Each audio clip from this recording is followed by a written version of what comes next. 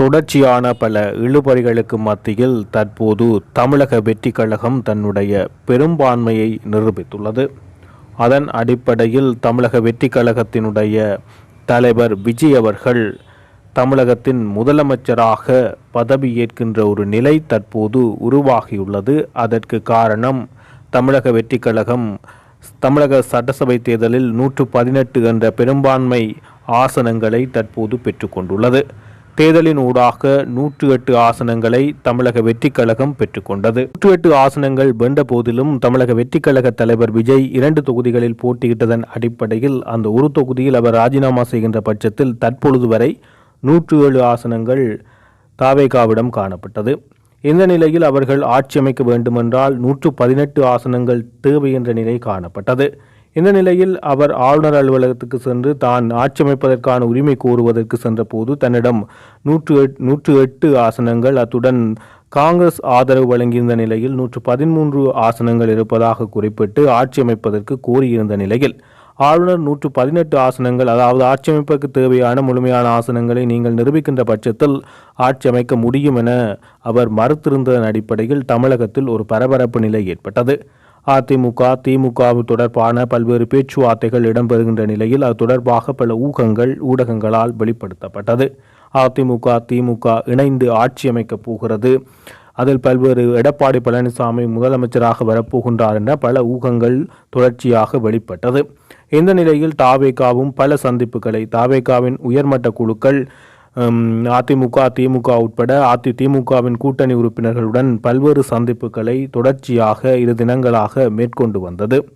ஏனெனில் ஆட்சி அமைப்பதற்கு தேவையான பெரும்பான்மையாக 10 ஆசனங்கள் தேவைப்பட்ட நிலையில் உடனடியாகவே அன்றைய தினமே காங்கிரஸ் ராகுல் காந்தி தலைமையிலான காங்கிரஸ் கட்சியினுடைய முடிவின் அடிப்படையில் திமுகவுடன் இணைந்திருந்த காங்கிரஸ் உறுப்பினர்கள் 5 உடனடியாக திமுகவில் இருந்து விலகி தாவேகாவுடன் இணைந்து கொள்கிறார்கள். அதற்கு சில காரணங்களை அவர்கள் ஊடகவியலாளர் சந்திப்பில் தெரிவிக்கின்ற போது, திமுகவுடன் இவ்வளவு காலமாக இருந்தும் தமக்கு உரிய பதவிகள் மற்றும் மரியாதைகள் வழங்கப்படவில்லை என்றும் தொடர்ச்சியாக கட்சிக்காகவும் இவர்களுக்காகவும் உழைத்த வண்ணம் இருந்த போதிலும் அதற்குரிய வெகுமதி எங்களுக்கு கிடைக்கவில்லை என அவர்கள் ஒரு குற்றம் சாட்டினை முன்வைத்து திமுகவில் இருந்து வெளியேறி அவர்கள் தாவேகாவுடன் இணைந்தார்கள். திமுகவும் இது தொடர்பாக தம்முடைய வலுத்த கண்டனத்தை தெரிவித்தது. இவர்கள் முதுகில் குத்திவிட்டார்கள், இவ்வளவு காலமும் நம்முடன் இணைந்து செயற்பட்டு கூட்டணிக்கு துரோகம் செய்து விட்டார்கள் காங்கிரஸ் என குறிப்பிட்டனர். இந்த நிலையில் காங்கிரஸ் தாவேகாவுடன் இணைந்ததன் அடிப்படையில் 107 112 ஆசனங்கள் தாவேகாவுக்கு கிடைக்கப்பெற்றது. அதன் பின்னர் தற்போது சிபிஐ சிபிஎம் மற்றும் பிசிக ஆகிய இடதுசாரி கட்சிகள் 2-2-2 என்ற தலா 2-2-2 என்றபடி 6 ஆசனங்கள் தற்போது தாவேகாவுடன் இணைந்து 118 ஆசனங்கள் என்ற பெரும்பான்மை ஆசனத்தை தற்போது தாவேகா பெற்றுக்கொண்டுள்ளது. பனையூரில் தாவேகாவினுடைய கட்சி அலுவலகத்தில் தொண்டர்கள் குவிந்த வண்ணம் காணப்படுகிறார்கள். வெடிகொளுத்தி ஆரவரித்து தம்முடைய வெற்றி கொண்டாட்டங்களை அவர்கள் ஈடுபட்டு வருகிறார்கள். இனிப்பு பண்டங்கள் அந்த பகுதியில் வழங்கப்பட்டு வருகிறது. இந்த நிலையில் தாவேகாவின் தலைவர் விஜய் ஆளுநரை இன்று சந்தித்து மீண்டும் ஆட்சி பீடம் ஏறுவதற்கான உரிமையை கோருவார் என குறிப்பிடப்படுகிறது. இந்த நிலையில் காங்கிரஸ் இன்றைய தினம் தமிழகமெங்கிலும் சில பகுதிகளில் போராட்டங்களை முன்னெடுத்தார்கள். அத்துடன் விஜயினுடைய தாவேகாவினுடைய தொண்டர்களும் போராட்டத்தில் ஈடுபட்டார்கள். முதலமைச்சர் ஆவதற்கு இந்த ஆளுநர் வேண்டுமென்றே தடையை ஏற்படுத்துகிறார், ஆளுநர் அவ்வாறு செயற்படக்கூடாது, ஆளுநரின் எதேச்சதிகாரமான செயற்பாட்டை கண்டிக்கும் விதமாக அவர்கள் ஆர்ப்பாட்டத்தில் ஈடுபட்டனர். இன்றைய தினம் தமிழகத்தினுடைய தற்போது எவரும் முதலமைச்சராக தெரிவு செய்யப்படாத நிலை காணப்படுவதால் தமிழகத்தினுடைய அதிகாரம் தற்போது அரசியலமைப்பின்படி ஆளுநரிடம் காணப்பட்டது. இன்றைய தினம் +2 தேர்வுகள் இன்றைய தினம் புள்ளிகள் வெளியாகின்றது. அதற்கான உத்தரவு ஆளுநரால் பிறப்பிக்கப்பட்டதன் அடிப்படையில் இன்றைக்கு புள்ளிகள் வெளியாகும் +2 தேர்வு முடிவுகள் வெளியாகியுள்ளது. இதனால் காங்கிரஸ் உறுப்பினர்கள் மற்றும் தாவேகாவின் உறுப்பினர்கள் திமுக கூட இதற்கு எதிராக தம்முடைய கண்டனங்களை தெரிவித்தது. இவ்வாறே போனால் அது ஆளுநரின் கையில் தமிழகத்தினுடைய ஆட்சி சென்றுவிடும், அவ்வாறு ஒருபோதும் இருக்கக்கூடாது, மக்களால் தேர்வு செய்யப்பட்டு அதிகூடிய ஆசனங்கள் பெற்று தாவேகா உள்ளது, எனவே தாவேகா ஆட்சி அமைப்பதற்கு ஏதுவான நிலைமைகளை உருவாக்க வேண்டும், ஜனநாயகத்தை காப்பாற்ற வேண்டும் என மு.க. ஸ்டாலினும் குறிப்பிட்டார்.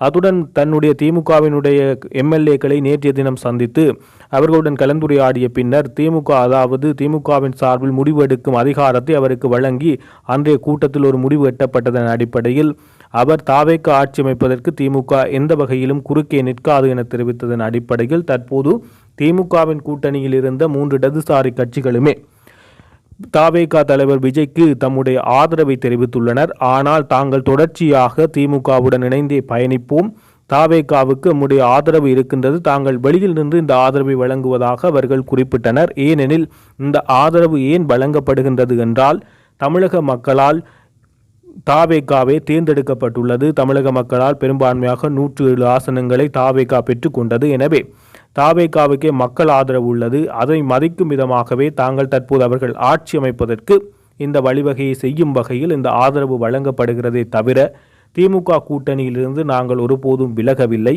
திமுக கூட்டணியிலிருந்தே செயற்படுகிறோம். திமுகவுக்கும் இந்த முடிவுக்கும் எந்த சம்பந்தமும் இல்லை. திமுகவின் தலைவர் ஸ்டாலின் அவர்கள் நீங்கள் எந்த முடிவையும் உங்கள் சுயாதீனத்தின் அடிப்படையில் எடுக்க முடியும் என தெரிவித்திருக்கிறார். நாங்கள் இடதுசாரி கட்சிகள் நீண்ட காலமாக அரசியல் செய்கின்ற தனித்துவமான கட்சிகள், எங்களுடைய முடிவுகளை நாங்களே எடுக்கின்ற நிலை காணப்பட்டது. அதன் அடிப்படையிலேயே இந்த முடிவு எடுக்கப்பட்டதை தவிர யாருடைய தூண்டுதல்களும் இல்லை என அவர்கள் ஊடகவியலாளர் சந்திப்பில் அவர்கள் கருத்து தெரிவித்தனர்.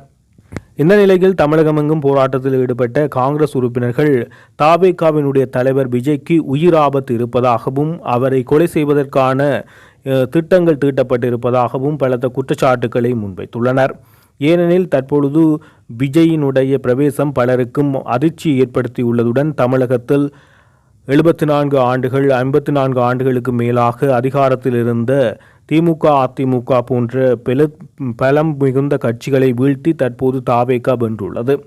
தற்பொழுது அதற்கு முன்னர் தேர்தல் முடிவடைந்து ஆசனங்கள் அதிகளவாக தாவேகா பக்கம் சென்றதன் அடிப்படையில் காவல்துறை தாவேகாவினுடைய தலைவர் விஜயினுடைய இல்லத்துக்கும் அவருடைய கட்சிக்கும் பாதுகாப்பு வழங்கியதுடன் அவருக்கு முதலமைச்சருக்குரிய வாகனங்கள், கான்வே வாகனங்கள் மற்றும் பாதுகாப்புகள் அவருடைய இல்லத்தில் பலப்படுத்தப்பட்டது.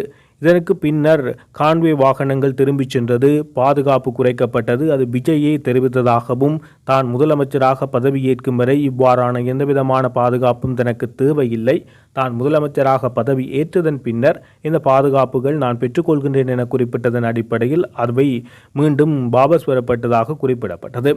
ஆனால் காங்கிரஸ் இவ்வாறான பாதுகாப்புகள் குறைக்கப்பட்டு விஜயை கொலை செய்வதற்கான திட்டங்கள் தீட்டப்படுகிறது, அவருடைய பாதுகாப்புக்கு அச்சுறுத்தலாக இவர்கள் தற்போது விலகிச் சென்றுள்ளதன் அடிப்படையில் அவருடைய பாதுகாப்பு மிகவும் கேள்விக்குறியாகியுள்ளதென தற்பொழுது தாவேகாவுடன் இணைந்த காங்கிரசினுடைய உறுப்பினர்கள் மற்றும் எம்எல்ஏக்கள் இந்த விடயத்தை தெரிவித்தனர். இந்த நிலையில் விஜய் முதலமைச்சராக தெரிவு செய்யப்பட வேண்டும் என டிவிகேயினுடைய கழக நிர்வாகிகள் மற்றும் தொண்டர்களும் பலர் உண்ணாவிரத போராட்டத்திலும் தொடர்ச்சியான ஆர்ப்பாட்டத்திலும் தமிழகமெங்கிலும் ஈடுபட்டனர். இதன் அடிப்படையிலும் தற்பொழுது இந்த வெற்றி கிடைக்கப்பெற்றதன் அடிப்படையில் தாவேகா தொண்டர்கள் மிகவும் குதூகலத்துடன் காணப்படுவதாக தகவல்கள் வெளியாகியுள்ளது. ஆளுநரிடம் சந்தித்ததன் அடிப்படையில் விஜய் இன்னும் சில தினங்களில் அவர் முதலமைச்சராக பதவியேற்கின்ற இயல்பு நிலைகள் அல்லது பதவியேற்பதற்கான சாத்தியப்பாடுகள் மிகவும் அதிகமாக காணப்படுகிறது. தமிழகத்தினுடைய முதலமைச்சராக வரலாற்று வெற்றியோடு தாவேகாவின் தலைவர் விஜய் அவர்கள் முதலமைச்சராக பதவியேற்க உள்ளமை இங்கு பிரதானமான ஒரு விடயமாகவும் வரலாற்று முக்கியத்துவம் வாய்ந்த ஒரு விடயமாகவும் பார்க்கப்படுகிறது.